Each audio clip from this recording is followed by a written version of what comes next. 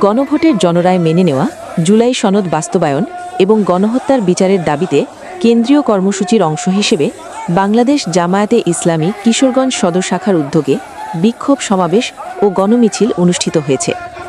শনিবার ১ আগস্ট বিকেল ৫টায় শহীদ মসজিদ চত্বর থেকে বিক্ষোভ মিছিলটি শুরু হয়ে শহরের প্রধান সড়ক প্রদক্ষিণ করে বড় বাজার গিয়ে শেষ হয়। পরে সেখানে সংক্ষিপ্ত সমাবেশ অনুষ্ঠিত হয়। সমাবেশে বক্তারা বলেন, গণভোটের জনরায়ের প্রতিফলন ঘটিয়ে জুলাই সনদ বাস্তবায়ন এবং গণহত্যার বিচার নিশ্চিত করতে হবে।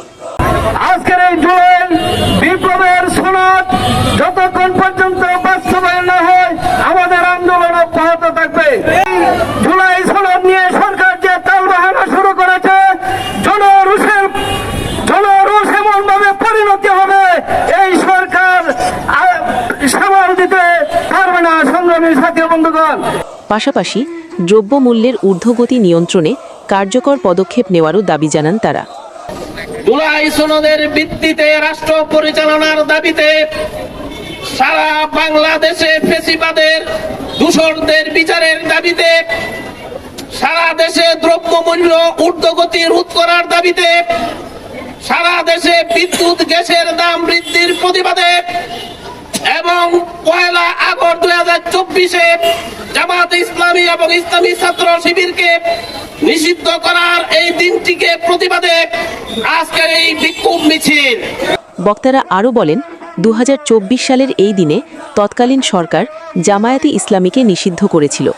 তারা দাবি করেন, সে সময় জামায়াতের আন্দোলন জোরদার হওয়ার পর তৎকালীন প্রধানমন্ত্রী শেখ হাসিনা দেশ ছেড়ে ভারতে চলে যান। ১ আগস্ট ২০২৪ সালে জুলাই বিপ্লবের যে আন্দোলন শুরু হয়েছিল, এই আন্দোলনকে অন্যদিকে প্রবাহিত করার জন্য, আন্দোলনের মোড়কে অন্যদিকে ঘুরিয়ে দেওয়ার জন্য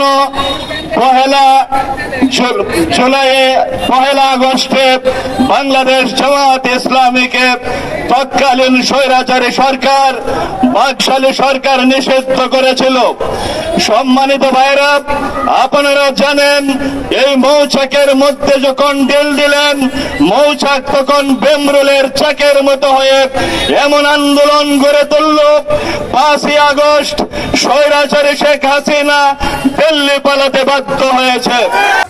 একইভাবে জুলাই সনদের আকাঙ্ক্ষা অনুযায়ী রাষ্ট্র পরিচালিত না হলে জনগণকে সঙ্গে নিয়ে আরও বৃহত্তর আন্দোলন গড়ে তোলার হুঁশিয়ারিও দেন বক্তারা। জুলাই সনদ বাস্তবায়ন না হওয়া পর্যন্ত তাদের আন্দোলন অব্যাহত থাকবে। কেন্দ্রীয় মজলিসের শুরা সদস্য ও কিশোরগঞ্জ জেলা আমির অধ্যাপক মোহাম্মদ রমজান আলীর নেতৃত্বে অনুষ্ঠিত গণমিছিলে উপস্থিত ছিলেন জেলা নায়েবে আমির অধ্যাপক মাওলানা আজিজুল হক, জেলা সেক্রেটারি মাওলানা নাজমুল ইসলাম, সহকারী সেক্রেটারি অধ্যাপক কাজী মোহাম্মদ সাইফুল্লাহ, শহর আমির মাওলানা আব্দুল হক সহ জেলা ও উপজেলা পর্যায়ের নেতৃবৃন্দ।